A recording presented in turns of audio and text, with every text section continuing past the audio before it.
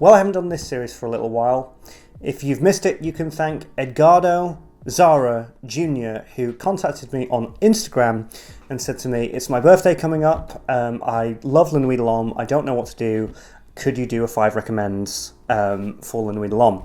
And because his birthday is on the 7th of September, literally 2 days after mine, which is the 5th, I thought, oh, go on then. So I know I'm going to have a great birthday. I'm going to be in Edinburgh, my favourite city in the world.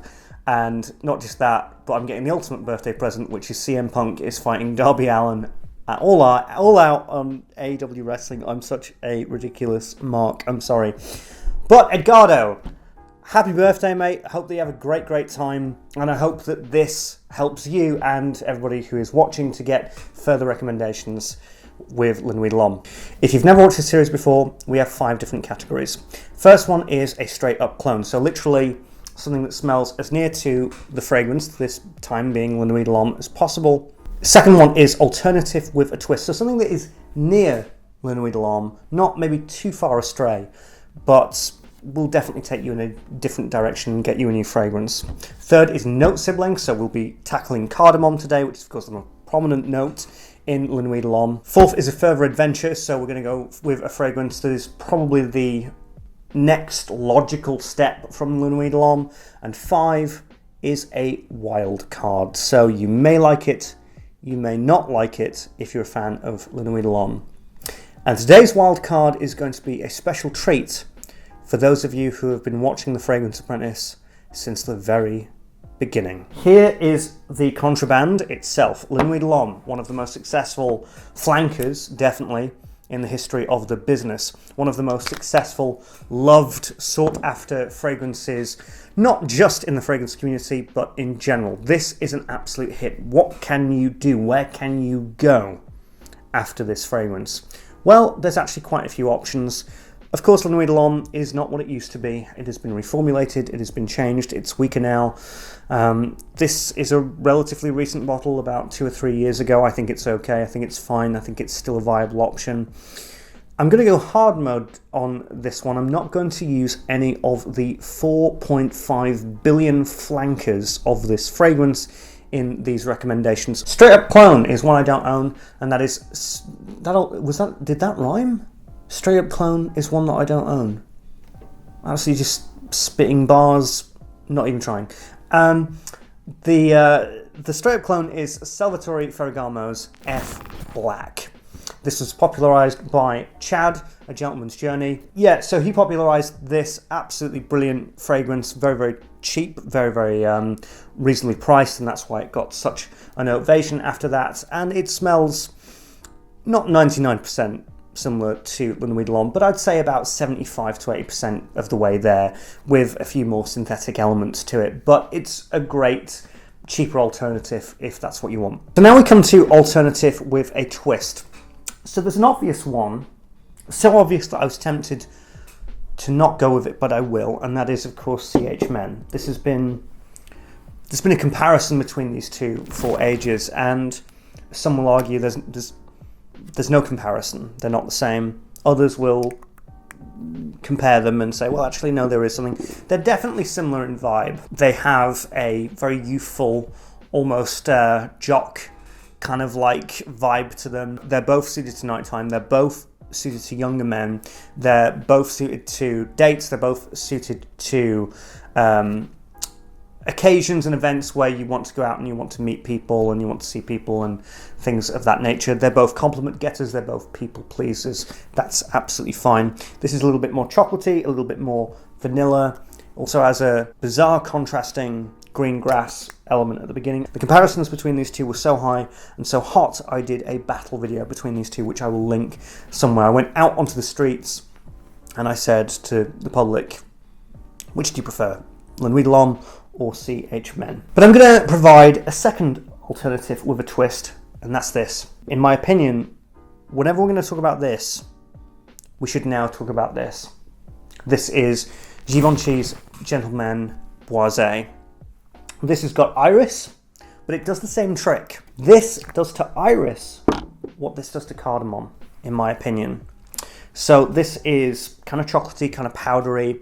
and it uses cardamom really well. This has a bit of a chocolatey vanilla sweetness to it, and all-rounded sweetness that's very good for nights out and events and things like that. But it does it with iris. Michelle talks about it all the time. She loves it. She adores it. I love and adore it. I think it's brilliant. And I feel as though maybe this isn't the second coming of Nuit de L'Homme, but I think that this should definitely always now be in the same conversation as this. We now get to note sibling. So cardamom is actually it's not used in the mainstream as much as you'd think. You look at the Fragrantica list of cardamom and you don't see many designer fragrances really. You see actually more niche fragrances. Cardamom is actually predominantly used as an experimental note, and usually the backbone to a lot of different niche fragrances. Cardamom can calm leather fragrances down. It can be used very effectively with oud. Yves Saint Laurent were essentially ahead of the curve and still are to a degree. So what I'd present to you is two alternatives, because what cardamom is used for and what cardamom is kind of thought of when it comes to Nuit de L'Homme is different from how it's traditionally used.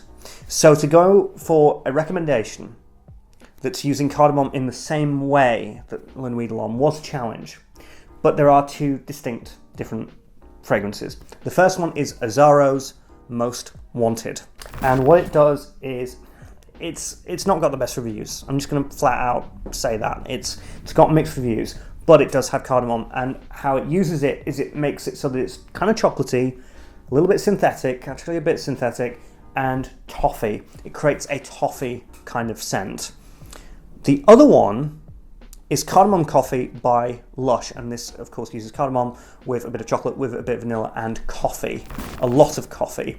This was brought very much into popularity by Sebastian from, I don't know what his channel name is anymore, smelling great. I presume it's smelling great. Anyway, he's no heat on him. He's amazing. He's absolutely brilliant.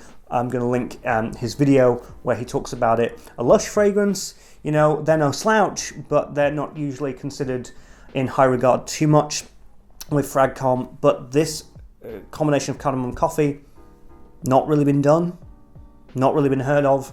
So that would be my sort of official note sibling recommendation from Nuit de L'Homme. Further adventure. Okay, this is where it's time to get serious. This is where it's time to initially give you what you want. You've tried Nuit de L'Homme. You like it. You like the sexiness of it. You like the compliments. You like the vibe. You want something that is essentially the same in vibe, but it is a different fragrance in your arsenal. That's why you're here, really. I'm going to give you the answer on a plate. It is so simple. It is so obvious. I don't know why Jeremy has not done 25 spins about this fragrance, because this is the heir apparent to Nuit de L'Homme. It always has been. It always will be, in my opinion. It's called The Chronic by Byron. I don't own it. I'm going to be doing a video soon called 10 Fragrances That I Don't Own, but I would still highly recommend. This is going to be probably in the top 3. Byron's The Chronic. You Nuit de L'Homme lovers, I hear you. I get you. What do you do next? You buy The Chronic by Byron. The Chronic by Byron is like a niche interpretation of most popular sweet fragrances from this era of designer fragrances. So we're talking Nuit de L'Homme, 1 Million, Dolce & Gabba's The One, right? That era of high quality nightclub designer fragrances when they were at their peak.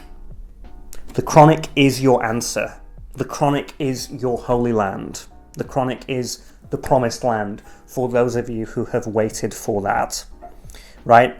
It's a phenomenal fragrance. Chris has talked about it. The other guy that he does the podcast with, I don't know. You know, they talk about it all the time. No, I'm kidding. Fragrance Riches, I love you, bro. But yeah, they talk about it all the time, but with good reason. And now finally, the wild card. It's been probably half a decade since I mentioned this fragrance. This was one of the very first fragrances I ever talked about on this channel. It's the same bottle. Wonderful fragrance, wonderful scent. I wasn't big enough to sort of make any impact with this scent. Now that I've just passed 35,000, hopefully I can make a bit of noise now. This was almost my original intention with this channel, almost to just hype this fragrance. This is from Robert Piguet, and this is called Petit Fracas.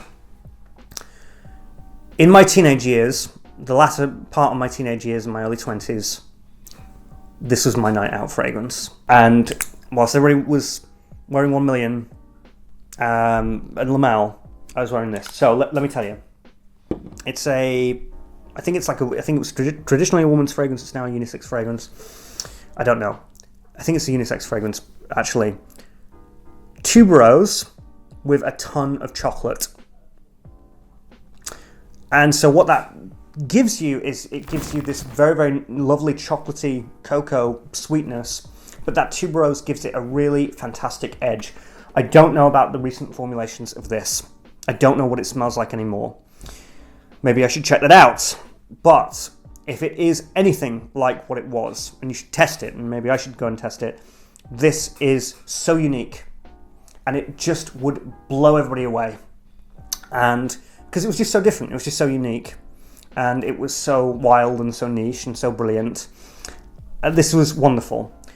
A wonderful cocoa sweetness with this tuberose that gives it this almost kind of woody edge. And it was wonderful. Not tuberose in the watery sense, the water is taken out.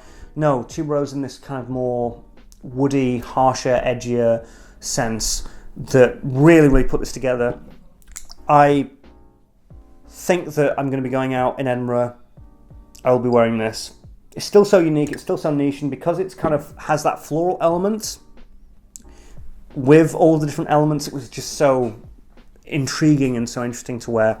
And that would be, and it was fantastic on nights out, and what it would blow 1 Million, Lamal and all those other designers just out of the water each and every time, and it was phenomenal to wear. Anyway, that's your wild card, and those are the fragrances. I've wanted to be comprehensive. I wanted to really, really go in depth because I know that there's a lot of fans of Nuit de L'Homme out there, and you wanted answers, and I hope that I've given them to you.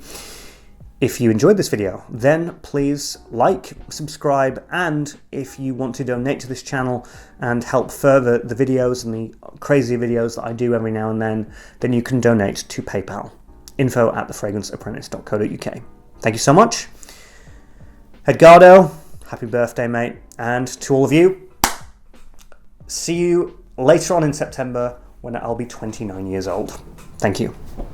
Bye.